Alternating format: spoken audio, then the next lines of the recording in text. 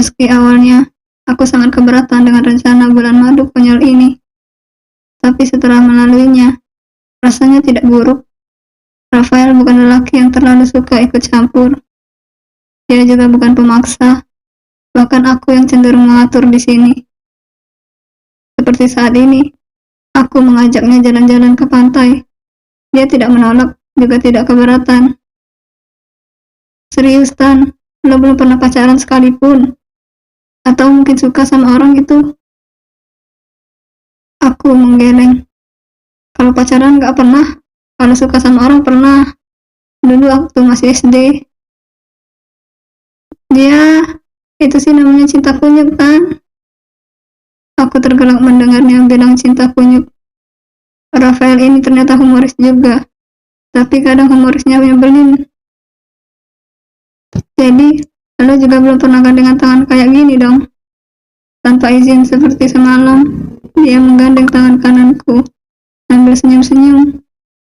Aku mencoba melepasnya, tapi genggamannya begitu erat. Rasa panas di pipi kembali terasa. Juga debaran di dada pun mulai mengencang. Tidak, apapun yang terjadi, aku tidak akan terbawa perasaan. Tidak akan. Aku mengalihkan pandangan ke arah lain agar rona di pipiku tak terlihat oleh pemuda itu. Kami berjalan santai menyusuri bibir pantai. Angin yang berhembus menggerakkan rambutku hingga jadi berantakan. Rafael menahan tanganku, memaksa langkahku agar berhenti. Dengan telaten, pemuda itu membenahi rambutku yang berantakan. Detak jantungku makin menggila. Seumur-umur, baru kali ini ada lelaki yang memperlakukanku begitu manis. Aku mendongak memberanikan diri menatap wajah suamiku sendiri. Dari jarak dekat begini, wajah Rafael terlihat manis. Kulitnya sedikit kusam. Mungkin karena dia terlalu lama kerja di bengkel. Liatin aja sepuasnya, Tan. Udah halal kok. Seletuknya. Aku memalingkan muka dengan senyum tertahan. Usai merapikan rambutku, Rafael mengajakku berjalan kembali. Aku jadi teringat dengan pertanyaan yang sempat terlintas di kepala kemarin. BTW, pacar lo namanya siapa? Gue selalu dengar lo manggil dia Tata. Rafael mengangguk. Namanya Talita. Tapi gue manggilnya Tata. Panggilan sayang lah istilahnya. Aku berdecih diri. Dasar anak muda zaman now. Pakai ada panggilan sayang segala. Dia pasti spesial banget buat lo. Kok lo rela nikahin gue dan ninggalin dia? Tanyaku lagi. Ya rela gak rela sih, Tan. Rasa sakit juga pasti ada lah. Apalagi setelah apa yang kami lalui selama ini. Pasti sulit banget buat dilupain. Tapi gue yakin, tanpa gue pun dia masih bisa bahagia. Begitu juga sebaliknya. Sekarang kan gue udah punya elo. Geli gue dengernya. Rafael tertawa. Jangan takut jatuh cinta, Tan. Memang cinta gak selamanya bikin bahagia. Gak jarang juga cinta malah nyakitin. Tapi tanpa cinta, hidup gak akan ada artinya. Coba aja lihat hidup lo. Ada yang berkesan gak sebelum ketemu gue? Aku kembali berdecih. Tapi tak urung otak berpikir juga. Rafael memang benar. Semua yang aku jalani selama ini membosankan. Sangat berbeda dengan setelah aku bertemu dia. Lebih ada warna di dalam hidupku. Kadang kesal, kadang ketawa, kadang juga berdebar-debar seperti ini. Nano-nano lah pokoknya. Lo bener sih, hidup gue awalnya ngebosinin. Tapi semenjak ketemu lo, hidup gue jadi ada nyawanya. Tapi itu bukan berarti gue jatuh cinta sama lo ya. Ucapku ketus. Rafael tertawa. Itu mah karena belum aja, Tan. Lihat aja ntar. Pasti juga bakalan jatuh cinta sama gue. Aku menatapnya tajam. Gak bakal. lalu berlari meninggalkannya. "Bakal, gue jamin," teriaknya. Aku menjulurkan lidah sembari berjalan mundur, mengejek setiap ucapannya itu. Namun karena mundur-mundur, kakiku masuk ke dalam lubang di pasir. Lubang itu membuatku jatuh. Kupegangi kaki yang terasa ngilu. Sepertinya lubang ini buatan pengunjung iseng. Kulihat Rafael berlari mendekat. Tapi sebelum dia sampai, ada yang lebih dulu menolongku. Seorang lelaki juga. "Mari saya bantu," ucap lelaki itu, sembari mengulurkan tangan. Kutoleh Rafael di depan sana, yang langkahnya melambat. Kuterima uluran tangan lelaki itu. Kakiku rasanya sakit sekali. Mungkin keseleo. Untuk berdiri saja sangat sakit. Bagaimana jika dipakai untuk jalan? "Sepertinya kakimu terkilir," ucap lelaki itu lagi. "Lu nggak apa-apa, Tan." Rafael sedikit menyingkirkan laki-laki itu dari dekatku. Sepertinya dia tidak suka melihatku dekat-dekat dengan lelaki itu. "Kayaknya gue nggak bisa jalan," jawabku sambil sesekali meringis kesakitan. "Sepertinya kaki dia terkilir," laki-laki itu berucap lagi. Aku dan Rafael menoleh padanya. "Ya, saya tahu. Saya bisa urus istri saya sendiri. Terima kasih sudah membantunya." Mulutku sedikit terbuka mendengar ucapan Rafael. Apa dia sedang cemburu sekarang? "Istri? Kalian suami istri?" tanya laki-laki itu dengan raut wajah terkejut. "Ya, kenapa memang?" Rafael kembali menyahut. "Oh, nggak apa-apa. Ya sudah, saya permisi."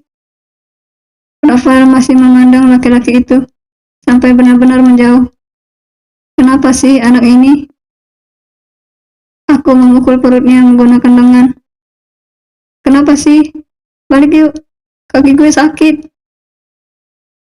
Iya, sini, naik ke punggung gue." "Hah?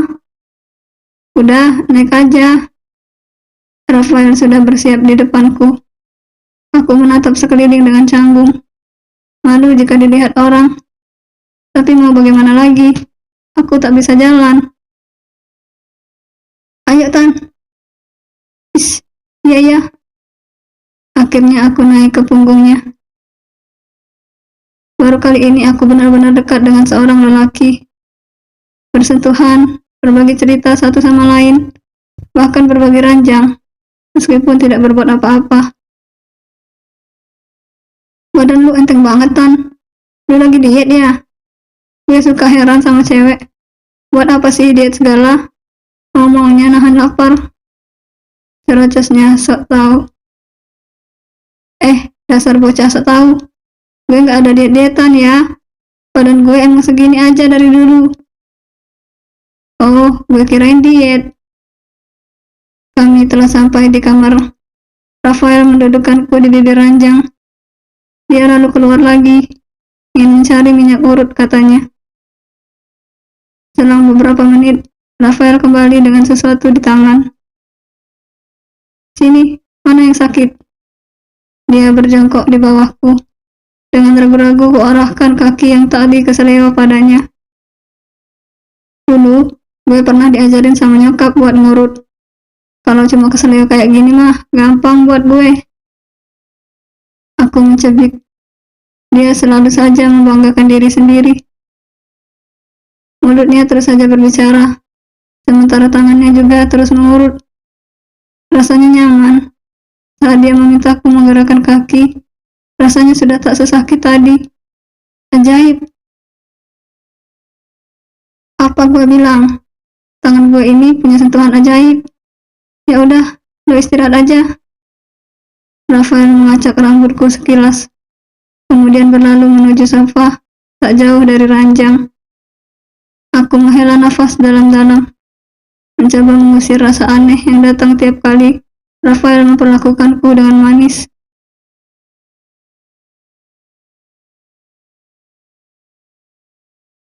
Hari ini kami telah kembali ke rumah. Meski hanya menghabiskan waktu untuk bersenang-senang, tapi rasanya lelah juga. Mungkin lelah karena perjalanan yang jauh. Gimana bulan madunya? Lancar nggak? Mama bisa cepat dapat cucu kan? Entah kenapa, aku geli mendengar pertanyaan mama barusan. Anaknya baru saja sampai, bukannya ditanya kabar, ini malah ditanya cucu. Aku capek, Ma. Mau istirahat dulu. Aku melenggang ke lantai atas, ke kamarku dan Rafael. Sementara bocah itu mengekor di belakangku. Wah, kayaknya mereka menggebu-gebu banget pas di sana, Pak. Lihat itu si Mayang, sampai kecapean kayak gitu. Celetuk mama sambil cekikikan. Sumpah ya, nggak mama, nggak papa, semua makin resek. Semenjak turun dari taksi tadi, kulihat Rafael hanya diam. Biasanya jika berbicara dengan papa dan mama, dia yang paling semangat menanggapi. Lo kenapa diam baik? Tanyaku sembari duduk bersandar di kepala ranjang. Kulihat Rafael melepas jaket, lalu merebahkan badan di sampingku. Tatatan, nyakapnya makin parah katanya. Mana gue capek banget lagi. Tapi kalau nggak datang, kasihan juga. Menurut lu gimana? Dia menoleh dengan wajah penuh tanya. Kusut pula. Aku turut merebahkan badan. Kini kami berdua berbaring bersisian. Mataku lurus menatap langit-langit kamar. Itu sih terserah lo. Tapi tawaran gue kemarin masih berlaku kok. Kalau lo mau, gue bisa transfer uang buat Tata. Tanpa lo harus nemuin dia. Rafael merubah posisi. Aku meliriknya sekilas. Dia menghadapku sekarang, membuat debaran di dalam mengancang kembali. Please, Mai. Biasa aja pas liatin wajahnya. Gak usah, Tan. Kalau lu izinin, ntar sore gue bakal ke rumah dia buat jenguk ibunya. Saat ini gue belum punya uang, jadi gue jenguk aja. Ya buat kasih dia semangat aja lah. Terserah lu sih. Gue cuma nawarin bantuan doang. Kalau mau ya gue kasih. Kalau enggak ya udah. Aku merubah posisi menjadi miring membelakanginya. Perjalanan dari Bali ke sini benar-benar membuat badan lelah. Sepertinya aku harus tidur bareng sebentar, biar badan segar lagi. Di saat mata mulai terpejam, kurasakan ada tangan yang memeluk pinggang. Aku hampir saja protes pada Rafael, tapi dia lebih dulu buka suara. Diem, Tan. Gue capek. Gue mau merem sebentar aja. Gue cuma numpangin tangan di pinggang lu kok. Gak bakal macam-macam. Mendengarnya, aku urung bergerak. Perlahan aku mulai memejamkan mata kembali. Kurasakan juga pelukan Rafael mengencang. Debaran dalam dada menjalar sampai ke bibirku, hingga menarik kedua sudutnya untuk tersenyum. Ah, begini rasanya dipeluk suami saat tidur. Mataku mengerjap. Saat merubah posisi, tak kulihat Rafael di sampingku. Kemana dia? Atau mungkin sudah berangkat ke rumah Tata? Aku bangkit dari ranjang, lantas keluar kamar. Mungkin Mama dan Papa tahu kemana perginya bocah itu. Kudengar suara tawa dari ruang tengah. Sepertinya mereka sedang menonton televisi. Aku melangkah ke sana. Ternyata Rafael tidak ada di sana.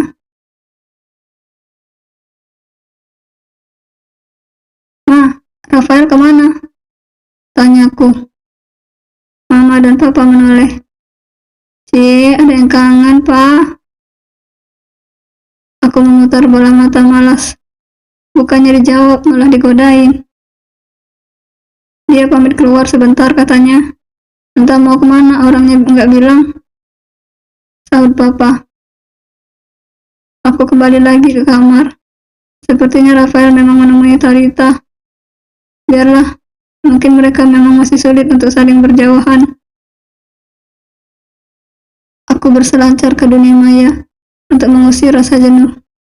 Karena di kamar sendirian, Sekarang rasanya jika tidak ada Rafael di sini, suasana menjadi sangat sepi. Padahal dulu, aku biasa saja sendirian seperti ini. Jangan sampai aku terlanjur nyaman dengan bocah itu. Bisa besar kepala dia. Lagi-lagi pembaruan status milik Nadia Talita yang muncul.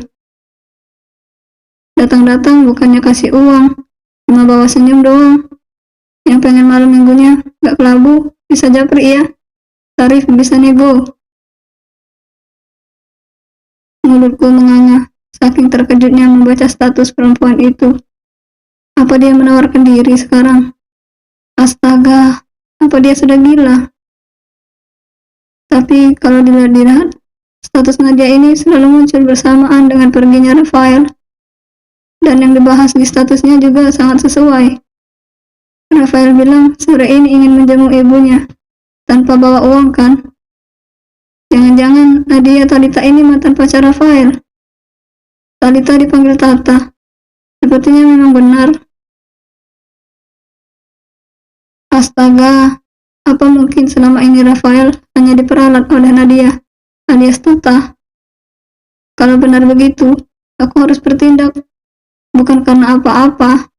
Aku kasihan saja jika Rafael yang tulus harus mendapat balasan seperti itu. Kumatikan ponsel kemudian berlalu ke kamar mandi untuk membersihkan badan. Rencananya aku ingin mencari Rafael setelah ini. Aku sudah menghubungi Rafael. Dia bilang dia berada tak jauh dari taman kota. Dia juga bilang bahwa dia berada di rumah temannya sekarang, tak lagi di rumah Tata. Aku membelokkan mobil menuju tempat yang Rafael maksud. Sebenarnya, dia begitu banyak bertanya tadi. Tumben nyariin, kangen ya? Namun tak kugubris. Tujuan utamaku adalah menunjukkan akun sosmed Nadia kepadanya. Kulirik spion sebelah kanan saat akan berbelok. Aman, tidak ada kendaraan. Namun saat aku benar-benar belok, ada kendaraan yang menabrak mobilku dari belakang. Kepalaku sampai terantuk kemudi. Sakit. Aku bergegas turun, menghampiri orang yang sedang sembrono menabrak mobilku. Aku mengetuk-ngetuk kaca mobilnya dengan keras. Kesal sekali rasanya. Perlahan kaca itu turun. Mataku menyipit saat melihat sosok di dalamnya.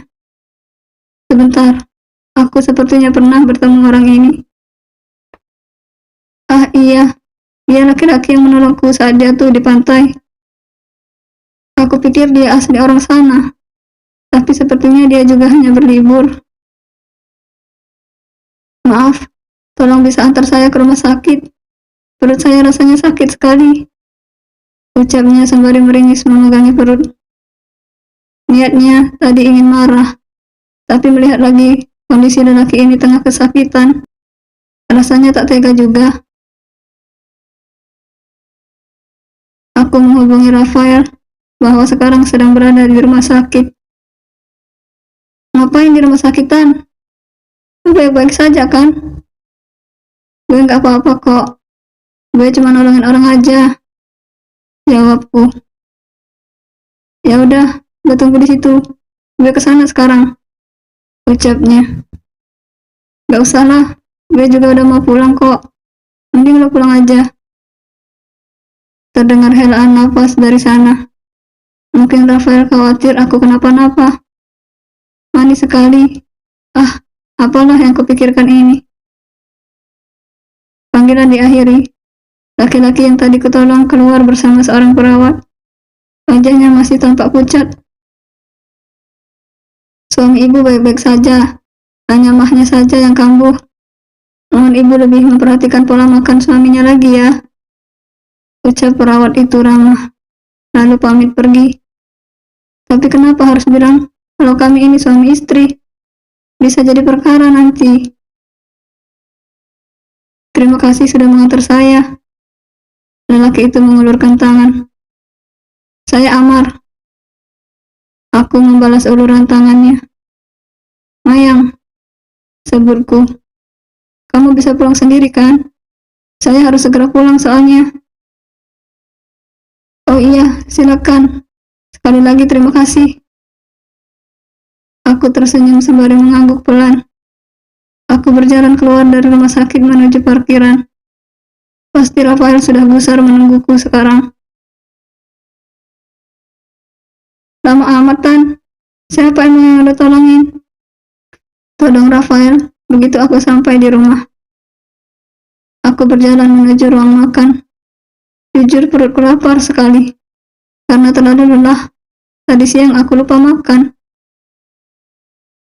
Aku mengambil piring, lalu mengisinya dengan nasi lengkap lauknya. Rafael turut duduk di sebelahku.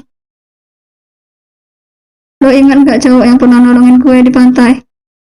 Ya, itu yang tadi gue tolongin. Kebetulan banget kan? Aku mulai menyendok nasi ke mulut. Ah, ini nikmat sekali. Atau mungkin aku yang sedang kelaparan. Cowok di pantai. Aku hanya mengangguk karena mulut masih penuh. Terus lo antar pulang juga. Aku menggeleng. Keburu lapar gue. Ya udah, gue tinggal aja di rumah sakit. Baguslah, ucapnya lirih. Gak makan lo? Tanyaku. Udah tadi di rumah teman. Aku manggut-manggut mengerti. Lo kayaknya kelaparan banget ya, Tan. Makan sampai kayak orang kesurupan gitu. Aku hampir saja tertawa. Tapi karena mulut penuh, aku menahannya. Rafael mendekat. Mau ngapain lagi ini bocah? Mau bikin orang salah paham lagi pasti. Aku sedikit bergerak mundur untuk menghindarinya. Takut saja kalau dia tiba-tiba nyium lagi. Ya kali orang lagi makan dicium. Duh, Mayang. Sepertinya otakmu sudah terkontaminasi dengan tingkah absurd Rafael. Itu ada nasi di bibir lo. Makanya pelan-pelan aja lah. Gak ada yang minta juga. Ucapnya sembari mengambil sesuatu dari bibirku. Tenang jantung. Jangan bikin onar di saat aku lagi makan. Tenang. Seperti rutinitas setiap malamnya, aku selalu membersihkan wajah dari makeup sebelum tidur. Sementara Rafael sudah berbaring manja di ranjang. Dia bertembang dagu sambil menatap ke arahku. Kan, bikin salah tingkah lagi itu orang. Tan, saatku singkat tanpa menoleh. Aku masih sibuk membersihkan wajah di depan cermin. Lu cantik banget sih. Seketika pipiku terasa panas. Genderang dalam dada seperti ditabuh lagi. Bibirku sampai bergetar karena menahan senyum. Jangan sampai senyum. Jangan sampai senyum. Tapi lu lebih cantik kalau nggak pakai makeup. Lebih natural menurut gue. Aku melirik sekilas, lalu kembali menatap ke cermin tanpa menjawabnya. Tan, apaan sih? Lo berisik banget. Lo beneran belum jatuh cinta sama gue? Aku memutar bola mata malas. Gue kan udah bilang, gue nggak akan jatuh cinta sama bocah kayak lu. Jadi jangan terlalu berharap sama gue. Rafael beranjak dari ranjang. Dia berjalan ke sini dan berdiri di belakang badanku. Mau apa lagi sekarang? Tanpa aba-aba dia memelukku dari belakang. Pemuda itu lalu menumpukan dagunya ke pundak kananku. Napasku bagai tercekat, tak berani bergerak sedikit pun. Kini wajah kami berdua terpampang jelas di cermin rias. Semoga pipiku tak memerah lagi. Kalau lo gak mau jatuh cinta sama gue, jangan larang gue buat jatuh cinta sama lo. Bisiknya di telingaku, diiringi dengan kecupan hangat dan lembut di pipi kananku. Bersambung.